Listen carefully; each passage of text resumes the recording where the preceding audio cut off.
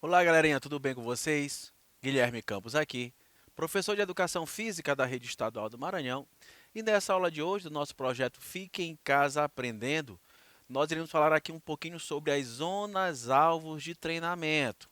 Eu já dei uma explicação para vocês aqui de várias aulas. Eu falei sobre os princípios do treinamento esportivo, falei sobre o princípio da individualidade biológica, princípio da continuidade, princípio da especificidade, princípio da sobrecarga, da adaptação. Vários são os princípios que envolvem o treinamento esportivo.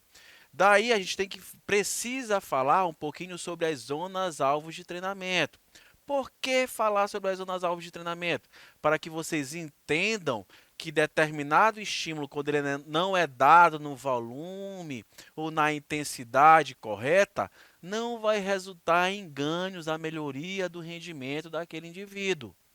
Serão estímulos débeis. Conseguem compreender? Então, tudo tem que ser bem dosado. Tem que saber em qual zona vai ser trabalhado determinado treino. Tem que ser respeitada a sobrecarga daqueles treinos. Tem que ser respeitado o descanso. Então, o volume, a intensidade sempre vai ter uma certa variabilidade. Então, a aula está organizada assim, ó. Frequência cardíaca, tabela de frequência cardíaca.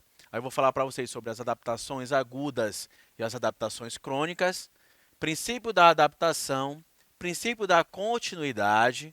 Aí eu vou trazer algumas tabelas aqui sobre a frequência cardíaca de acordo com a idade, frequência cardíaca de acordo com a idade e sexo, zona-alvo de treinamento, como mensurar a frequência cardíaca, como calcular a frequência cardíaca máxima, princípio do volume versus intensidade. Aí eu falo sobre as zonas-alvos de treinamento e eu trouxe um exemplo prático aqui para que vocês consigam compreender na prática o que acontece com o organismo do indivíduo que se submete a séries de treinamento. Então vamos lá. Frequência cardíaca. A frequência cardíaca é a velocidade do ciclo cardíaco medida pelo número de contrações do coração por minuto. Ela pode variar de acordo com as necessidades físicas do organismo, incluindo a necessidade de absorção de oxigênio e excreção de gás carbônico. Então, frequência cardíaca tem a ver com o ciclo cardíaco. É o sangue rico em gás carbônico, entra no coração, sai de lá, vai aos pulmões, o sangue ele é oxigenado, vai para todas as células do nosso corpo, retorna. Esse ciclo quando vai acontecendo. Cada ciclo desse corresponde a, por exemplo, uma frequência cardíaca. E ela é mensurada de que forma? Cada minuto. A quantidade de ciclos que acontece dentro de um minuto. Isso é a frequência cardíaca. São os batimentos por minuto. Vou aqui para uma tabelinha para vocês. Uma tabela de frequência cardíaca. Uma frequência cardíaca baixa ou bradicardia, ela está abaixo de 60 batimentos por minuto. Uma frequência normal, ela fica entre 60 e 100 batimentos por minuto. Uma frequência alta, ela está ali acima de 100 batimentos por minuto. Daqui a pouco eu vou chegar numa explicação que eu vou falar para vocês que o indivíduo ele pode ser saudável e ter uma frequência cardíaca abaixo de 60, por exemplo, e não sofrer de bradicardia, não ter um problema de coração. Então, a frequência normal é entre 60 e 100 batimentos por minuto. Aí existem as adaptações agudas e as adaptações crônicas, que irão alterar essa frequência cardíaca aqui. Seja mais claro, professor. Adaptações agudas são mudanças que ocorrem nos sistemas fisiológicos durante a execução do exercício. É esperado aumento da frequência cardíaca, do débito cardíaco, da ventilação pulmonar e da temperatura interna em comparação ao estado de repouso. O indivíduo está sentadinho, a frequência cardíaca dele, digamos que está ali dentro daquela faixa da normalidade, em 62 batimentos por minuto. quando ele começa a executar, por exemplo, uma corrida, o que que vai acontecer com essa frequência cardíaca dele? Ela vai elevar, ela vai subir. Essa é a adaptação aguda. É o organismo se adaptando para receber aquela carga de oxigênio que os músculos, o seu sistema está exigindo. Então ele começa a suar, a frequência cardíaca sobe. Essas são as adaptações agudas.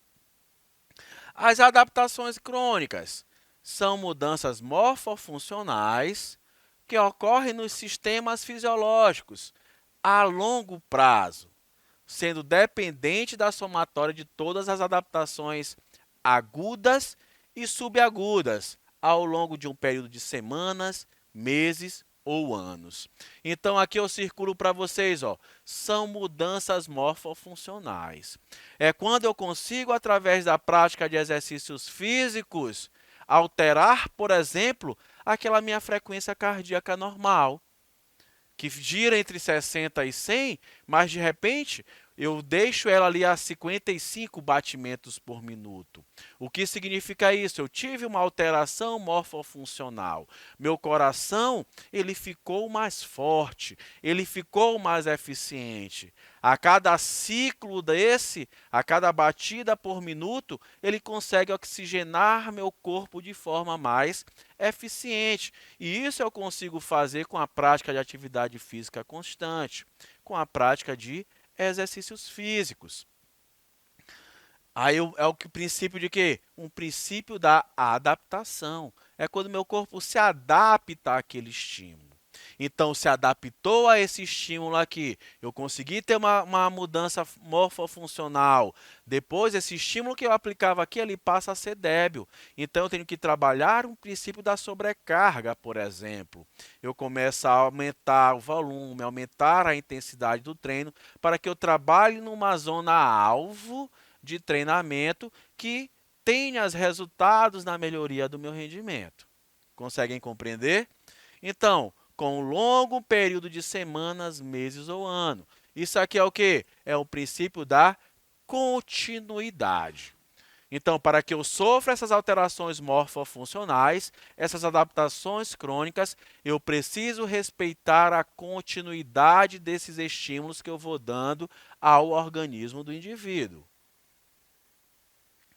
Aí, tipo de estímulo, existe ó, o estímulo fraco, que esse só excita, não é capaz de quebrar a homeostase. Quebrar a homeostase é o estado que o indivíduo ele fica, mantém ali as suas funções vitais com tranquilidade. Ele não vai sofrer nenhum tipo de alteração se ele não chegar numa zona alvo que seja ali necessária. Por exemplo, está aqui ó, a aptidão física desse indivíduo, a linha seta verde. Se ele dá um estímulo que ele só fica variando aqui, ó, ele não vai sofrer nenhum tipo de adaptação. Esse estímulo é débil. Então, por isso, ele tem que entender e compreender um pouco dessas zonas alvos de treinamento. Um estímulo forte, ó, quebra a homeostase e permite adaptação. Percebam que a onda vermelha ela já vai passando sobre a aptidão física do indivíduo. E o que vai acontecer aqui? Existe a quebra da homeostase e vai acontecendo a adaptação no organismo desse indivíduo. Aqui também está relacionado com as zonas alvos. O que esse indivíduo, como ele precisa trabalhar. Um estímulo muito forte. Já se eu dou àquele indivíduo um estímulo muito forte, eu posso causar o efeito contrário, resultados negativos ao rendimento desse indivíduo, desse atleta. Então, tudo tem que ser muito bem estudado, compreendido, planejado para ser executado pelo atleta ou pelo indivíduo. Então, tudo isso tem que ser muito bem entendido. O princípio da continuidade. Este princípio está intimamente ligado ao da adaptação, pois a continuidade ao longo do tempo é primordial para o organismo progressivamente se adaptar. Então, o princípio da continuidade está diretamente ligado ao princípio da adaptação. Quando o trabalho ele acontece de forma contínua, o indivíduo ele vai se adaptar. Ele se adaptando, o que que eu tenho que fazer? Eu tenho que visar a quebra daquela homeostase que eu falei ainda há pouco para vocês, para que o corpo se adapte e assim essa sobrecarga ela vá sendo aumentada de forma contínua. Ok, ó, progressivamente se adaptar. O nosso organismo, se ele vai sofrendo estímulos constantes, ele vai progressivamente também se adaptando. Então, esses estímulos eles devem ser alterados, eles devem ser mudados, para que eu saia de um platô de nível de condicionamento e continue a evoluir. Aí, frequência cardíaca de acordo com a idade. A frequência cardíaca de acordo com a idade, aquele ciclo cardíaco, ele é alterado de acordo com a idade.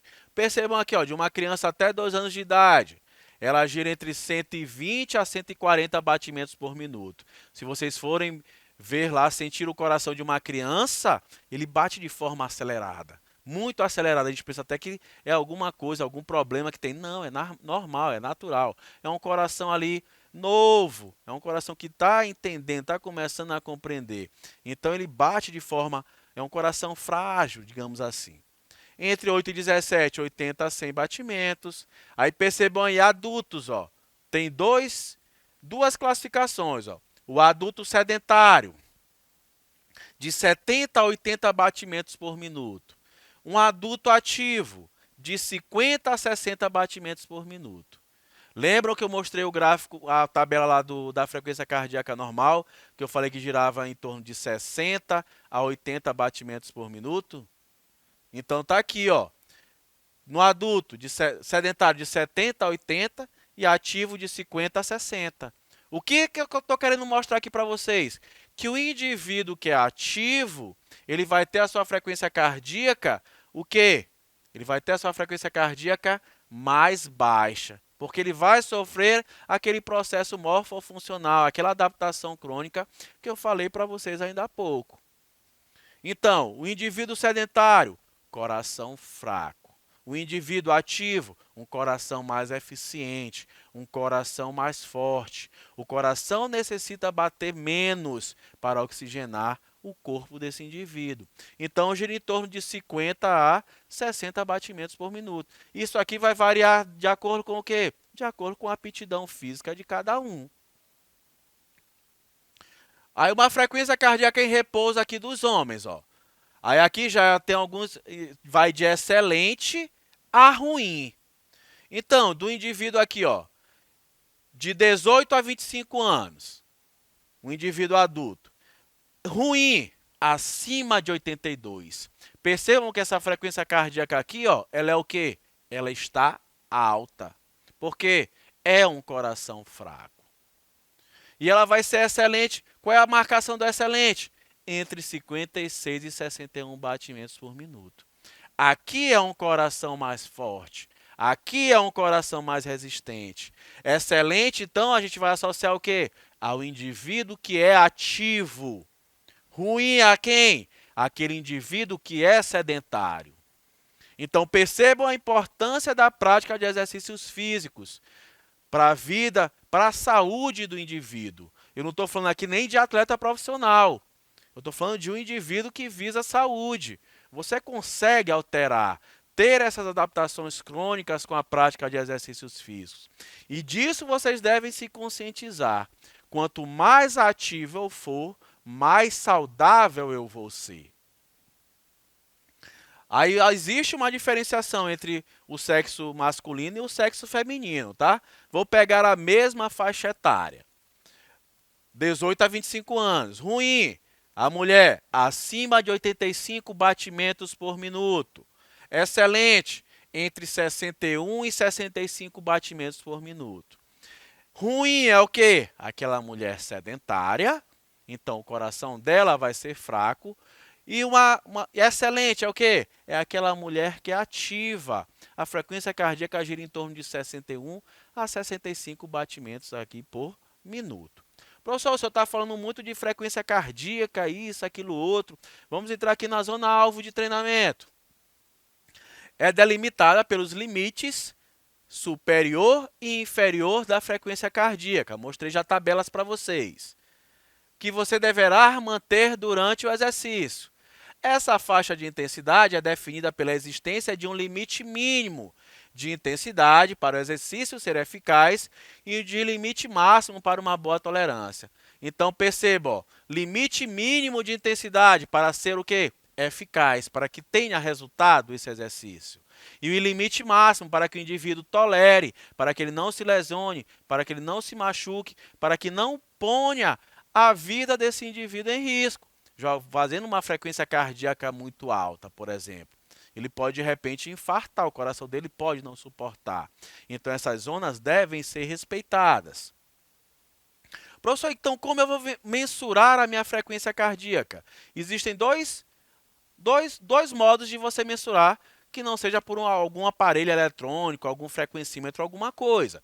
Manualmente, ó.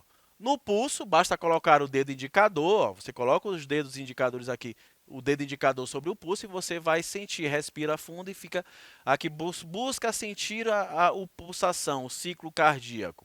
E você vai, por exemplo, contar até 15.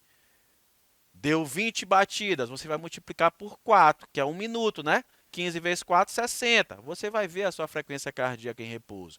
Terminou uma atividade, mensura também. Você vai ver a que nível de frequência cardíaca você chegou. Ou então você coloca aqui na veia carótida. Ó. Sente ela bem aqui, é melhor, é mais fácil. Empurra mesmo aqui, faz a mesma coisa. Conta até 15 segundos, vê aqui no relógio até 15 segundos, depois multiplica a quantidade de batidas por 4. Pode ser até 6 também. 6 segundos, você vai multiplicar por quanto? Por 10, né? Que vai dar os 60 segundos. Aí eu senti, eu vi o quanto minha frequência cardíaca está batendo, mas eu devo trabalhar em qual zona, professor? Como é que funciona? Existe uma fórmula, a fórmula de Astrand. Para as mulheres, a frequência cardíaca máxima, você vai pegar 226 e calcular, diminuir sobre a sua idade. Então, está aqui, ó, 226 menos 16 é igual ao quê? A 210. Essa aqui é a sua frequência cardíaca máxima. Você não deve passar de 210. Se você fizer isso, você vai estar colocando a sua vida em risco, porque você corre risco de infarto. Para os homens, também existe essa mesma tabelinha, só que ao invés de 226, são 220. Então, 220 menos a idade vai resultar em quê? Por exemplo, um indivíduo de 16 anos, da idade de vocês, 220 menos 16, a frequência cardíaca máxima dele é de 204. Então, mensurou, avaliou, você já viu como calcular, você vai ver aí essa frequência cardíaca máxima. O quanto você não pode o quê? Extrapolar. Aí o princípio do volume e intensidade, eu tenho que sempre variar. Se eu aumento o volume, eu baixo a intensidade. Ou então, se eu aumento a intensidade, eu baixo o volume. Aí a zona 1, ela está entre 50% a 60% da frequência cardíaca máxima. Melhora a sua saúde geral e ajuda você a se recuperar de um treino mais exigente. Então, aqui são os treinos bem leves, visa a recuperação, são os treinos regenerativos. Zona 2 fica entre 60% e 70% da frequência cardíaca máxima. O treino da zona 2 desenvolve a sua resistência geral, melhora a capacidade do seu corpo de utilizar a gordura como fonte de energia. Zona 3, de 70% a 80% da frequência cardíaca. Melhora seu condicionamento aeróbico. Aqui são os treinos aeróbicos. Ó. Na zona 3, o lactato começa a se acumular. O lactato é uma substância que vai sendo liberada no músculo, que às vezes dá aquela sensação de fadiga. Zona 4, 80% a 90% da frequência cardíaca máxima. Aumenta a sua resistência à velocidade e seu corpo melhora a utilização de carboidratos. Zona 5, muito difícil. Treinar na zona 5 melhora seu desempenho máximo. Muito lactato acumula-se na corrente sanguínea e você não poderá continuar por muito tempo. Então, essas são as zonas. Zona 1, 2, 3, 4 e 5. Eu trouxe um exemplo prático aqui para vocês, ó, de uns treinos meus, por exemplo. Isso aqui eu consigo mensurar através do meu relógio. Mesmo treino, mesmo estímulo, 5 km a 10 km por hora. Meu primeiro treino, ó, eu destreinado, o que acontece? Olha a minha zona 5 aqui, ó, zona máxima. Eu permaneci nela ó, durante 13 minutos e 19. Um treino realizado 2 meses depois, mais ou menos. Ó. Percebam que eu cheguei na zona 5 também. Porém, o tempo foi o quê? de apenas 3,10. Isso aqui resulta o quê? Que eu já estou me adaptando a essa série de treinamento. Que esse treino, ele já surtiu um certo efeito. Depois eu vou ter que fazer o que aqui, ó? Eu vou ter que aumentar a intensidade dos meus treinos, porque esse estímulo vai passar a ser débil. Tranquilo? Beleza? Então, galerinha, eu vou ficando por aqui. Até a nossa próxima aula. Vamos para cima, hein?